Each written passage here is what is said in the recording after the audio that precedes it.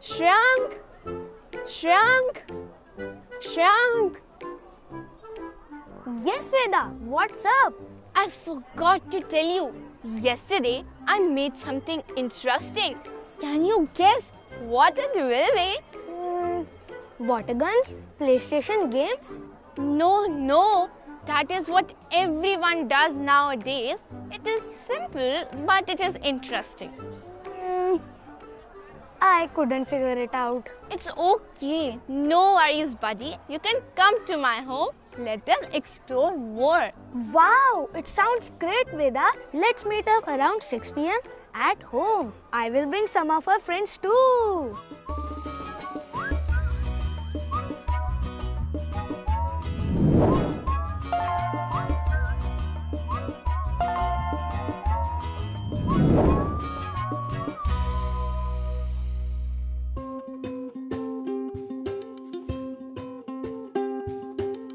Thank you for coming. Please have a seat. Look at this, the puppets that I have made. It looks amazing, Veda. Why can't we record this on my mother's phone and share our experiences with mom and our teacher tomorrow? Indeed, that's a good idea. We shall do that. Can you arrange necessary things for that? Also, do you remember the poem which we learnt in today's English class? Which poem? I will show you from my English textbook.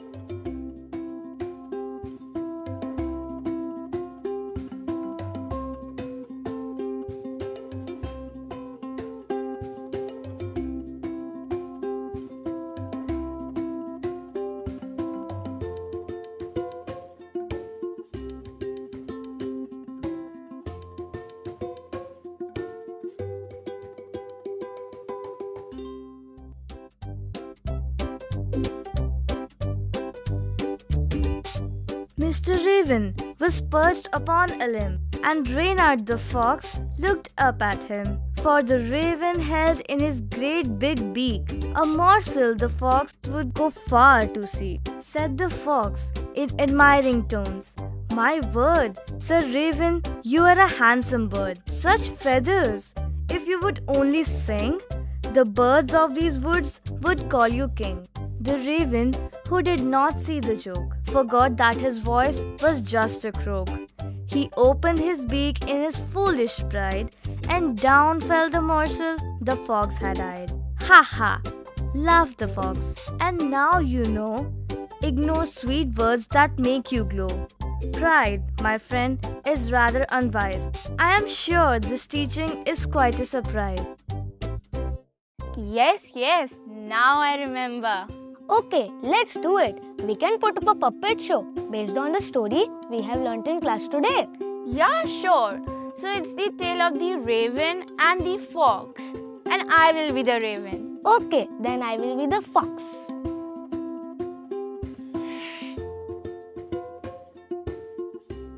Hello, Mr. Raven. What a handsome bird you are. Your feathers are so sleek and shiny. Oh, is it so?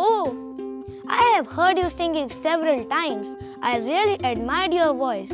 If you would only sing, all the birds will call you a king. Okay, enough. I will sing a song. My wara.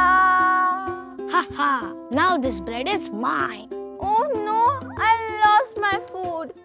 I knew that you would fall for false praise. Pride is unwise. I'm sure this taught you a lesson. Craw.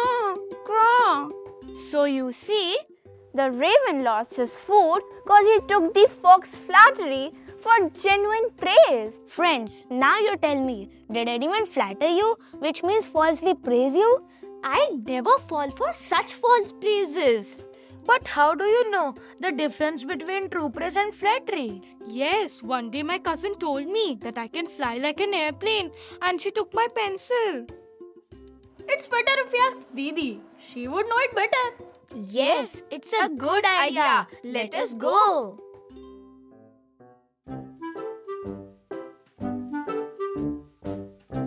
truly is a flattery. What is it?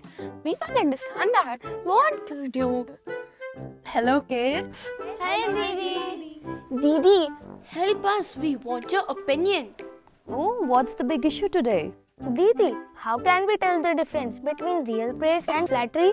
Oh, that's a big question. Where is this coming from? From a poem we read earlier. Okay, I think I can help you with this. Tell me, what is praise? When someone says nice things about you. Okay, and? When someone encourages you? Okay. When someone reminds you of your strengths. Yes, you said the magic word, Shreyank, strength. So tell me, do you all know your strengths, your good qualities?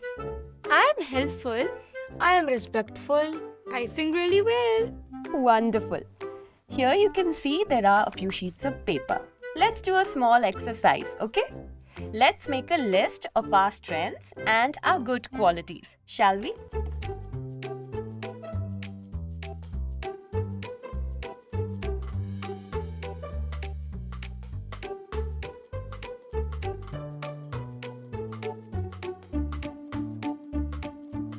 Seems like our lists are ready, Come on, tell me your strengths. I am a good speaker. I'm a confident speaker. I'm good at sports. Okay.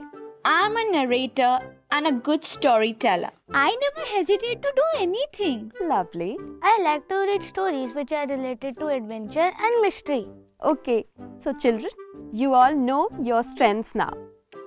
So tell me, if I compliment you on something which is not your strength, will it be praise or will it be flattery?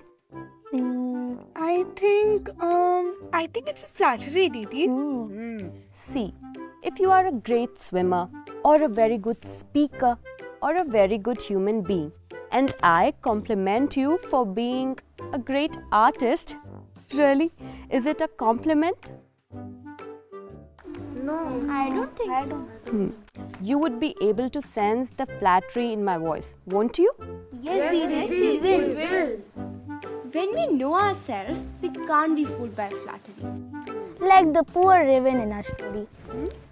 If I retell the story of the fox and the raven with a different ending, I would make the raven wiser. Oh yes, that will be interesting. Then we will have a story with different ending. Yes. Now that you've listened to this poem, create your own version with a different ending. Mr. Raven was perched upon a limb, and Reynard the fox looked up at him. Mr. Raven was perched upon a limb, and Reynard the fox looked up at him. For the raven held in his great big beak a morsel the fox would go far to seek.